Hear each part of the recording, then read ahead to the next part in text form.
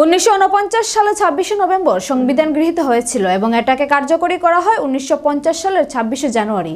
আজ তার 75 বছর পূর্তি উপলক্ষে যুব বিষয়ক ক্রীড়া দপ্তরের উদ্যোগে সংবিধান দিবস উদযাপন করা হয়। তাই এই 75তম বর্ষপূর্তিকে কেন্দ্র করে সমগ্র দেশে এক বছর ব্যাপী কার্যক্রম হাতে নেওয়া হয়েছে। তারই অঙ্গ হিসেবে আজ আগরতলা উমাকান্ত মাঠ থেকে র্যালি করে উজ্জয়ন্ত প্যালেসের সামনে ডক্টর বি.আর. আম্বেদকরের মূর্তিতে পুষ্পার্ঘ্য অর্পণ করে শপথ বাক্য পাঠ করা হয়।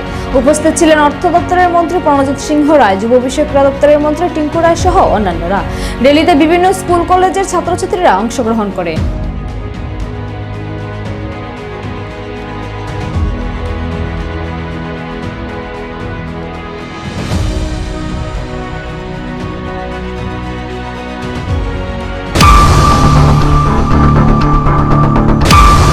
আপনারা সকলেই জানেন যে সংবিধান গৃহীত হয়েছিল 26 নভেম্বর 1949 সালে এবং এটাকে কার্যকর করা হয় 26শে জানুয়ারি 1950 সালে।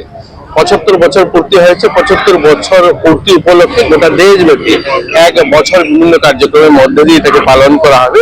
তার শুভারম্ভ আজকে হলো। আমরা সকলেই যারা নতুন প্রজন্ম আর যুব যারা সকলেই আমরা জানি যে আমাদের অধিকার, আমাদের কথা বলার অধিকার, আমাদের অন্ন বস্ত্র শিক্ষা স্বাস্থ্য, আমাদের বাসস্থান, এই সমস্ত অধিকার কিন্তু আমাদের সংবিধান আমাদেরকে দিয়েছে। এটা যেন নতুন প্রজন্ম পর্যন্ত, নতুন ছাত্রছাত্রী সকলের মধ্যে যেন প্রচার প্রসার ঘটে এবং সংবিধানের প্রতি যেন আরো শ্রদ্ধা, আরো আমাদের একাগ্রতা আমাদের এটা বাড়ে, তার জন্য এই এক বছর বিভিন্ন কার্যক্রমের মধ্যে দিয়ে পালন করা হবে।